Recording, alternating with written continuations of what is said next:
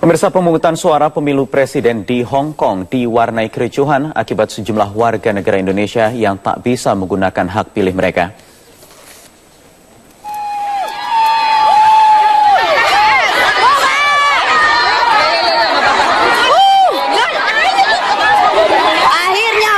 Video ini direkam oleh Arista Devi, salah seorang warga negara Indonesia di Hong Kong.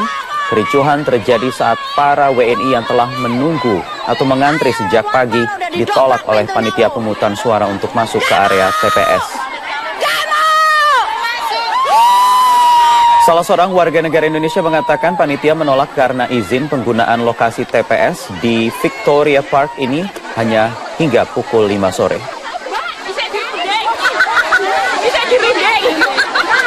Mudah-mudahan bisa nyoblos.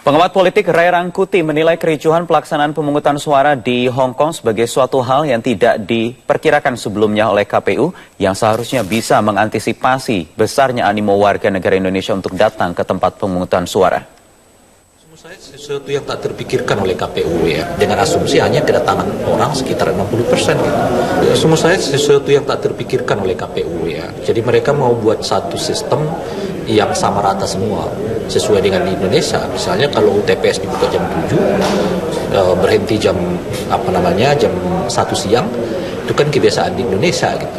Tapi kalau menurut saya di luar negeri mestinya harus dibuat melihat iklim di sananya. Jadi bisa aja pemilu 2 kali, 3 kali atau 2 hari 3 hari ya, dimulai dari jam berapa ke jam berapa, mengingat bahwa di sana tentu tidak ada seperti di Indonesia diliburkan semua orang gitu kan. Di sana orang harus terlebih dahulu ke tempat kerja dulu baru bisa datang ke TPS gitu. Nah ini yang menurut saya tentu akan sangat membuat semacam kekacauan karena minat orang begitu tinggi sementara skenario untuk menerima partisipasi itu seperti lonjakan di bawah 60% gitu loh. Nah buktinya kan mungkin kemarin itu sampai 90%, 80% ya partisipasi itu gitu. Sementara cara menanganinya dengan asumsi hanya kedatangan orang sekitar 60% gitu. Nah itulah yang kasus kemarin itu terjadi.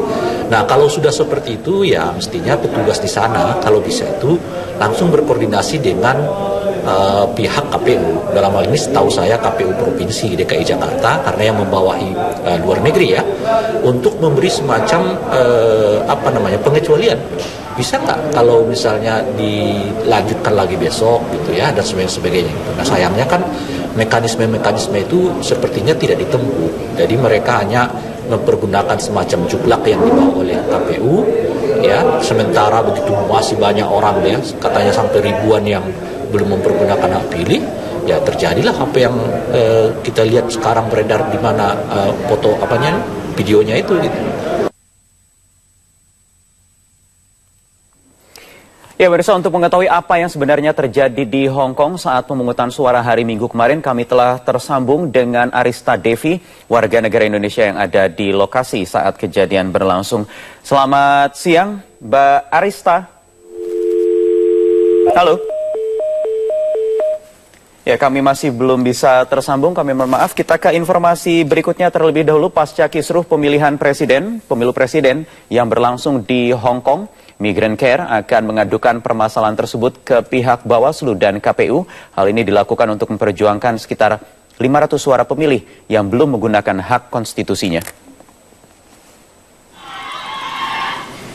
Direktur Eksekutif Migrant Care, Anis Hidayah, menyayangkan kelalaian penyelenggara pemilu dalam kisruh di Hong Kong. Menurutnya, Migrant Care sudah mengingatkan Bawaslu dan PPLN untuk membuka pintu alternatif bagi para pemilih agar semua warga negara Indonesia yang mengantri di sana bisa menggunakan hak suaranya. Selain itu, Migrant Care masih melakukan investigasi apakah kejadian di Hong Kong merupakan insiden biasa atau sebuah rencana yang dianggap menguntungkan salah satu pasangan capres-cawapres tertentu. Rencananya hari ini Migrancare akan melaporkan kasus yang terjadi di Hong Kong kemarin ke pihak Bawaslu dan KPU berbekal video serta foto kericuhan para pemilih.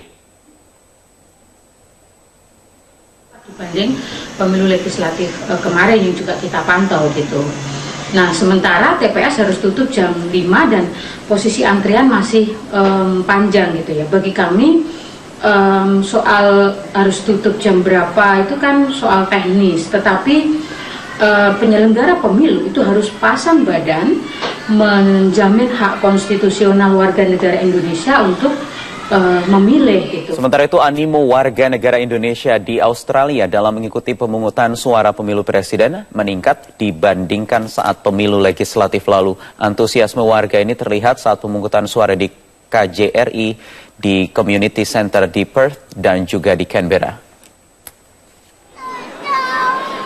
Antrian pemilih mengular di Konsulat Jenderal Republik Indonesia KJRI Perth, Australia Barat saat pencoblosan Pilpres hari Minggu kemarin. Sejumlah pemilih memperkirakan antrian ini mengular hingga ratusan meter. Antusias warga negara Indonesia untuk memilih bahkan membuat kewalahan panitia pemilihan luar negeri atau PPLN Perth. Menurut warga negara Indonesia Peter Simanjuntak, dirinya dan pemilih lainnya harus menunggu lama dan melakukan pendaftaran ulang. Pasalnya panitia mengaku kehabisan surat suara. Antusiasme Peter Simanjuntak ditunjukkan dengan mengunggah video rekaman pencoblosan di Perth ke YouTube.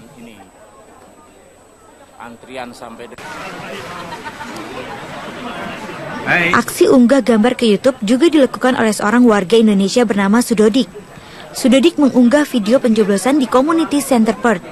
Sementara itu, staf KBRI Maria Oni Silaban mengatakan peningkatan jumlah pemilih pada Pilpres kali ini juga dirasakan oleh warga Indonesia yang berada di Canberra, Australia. Persentase jumlah masyarakat Indonesia di Canberra yang datang ke TPS mencapai 90,37%,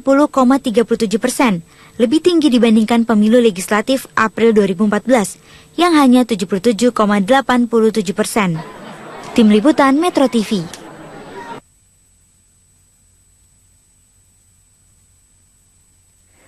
Pemungutan suara pemilu presiden 2014 di luar negeri berlangsung lebih dahulu daripada pelaksanaan pemilu di tanah air. Di Inggris Raya ada sekitar 1.000 warga negara Indonesia yang tercatat di dalam daftar pemilih tetap datang ke 3 TPS yang berpusat di gedung KBRI di kota London pada hari Sabtu 5 Juli lalu.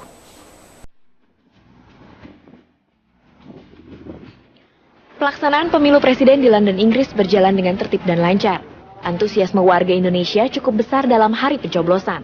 Pemilih yang berasal dari berbagai kota berbondong-bondong mendatangi gedung KBRI bahkan sebelum TPS dibuka yang dijadwalkan pukul 10 pagi. Sementara mereka yang berhalangan hadir dan berdomisili di luar kota London menyalurkan hak pilihnya melalui pos dengan melayangkan surat suara yang sudah dikirim oleh panitia pemilihan luar negeri sebelumnya. Berdasarkan data PPLN, sebanyak 7.088 WNI yang tersebar di Inggris Raya dan Irlandia tercatat dalam daftar pemilih tetap. Pemilih yang datang diwajibkan untuk membawa identitas kewarganegaraan seperti paspor atau KTP sebagai bukti sah identitas diri. Pemilih yang hadir terdiri dari berbagai kalangan, mulai dari pelajar, pekerja, hingga wisatawan yang tengah berlibur.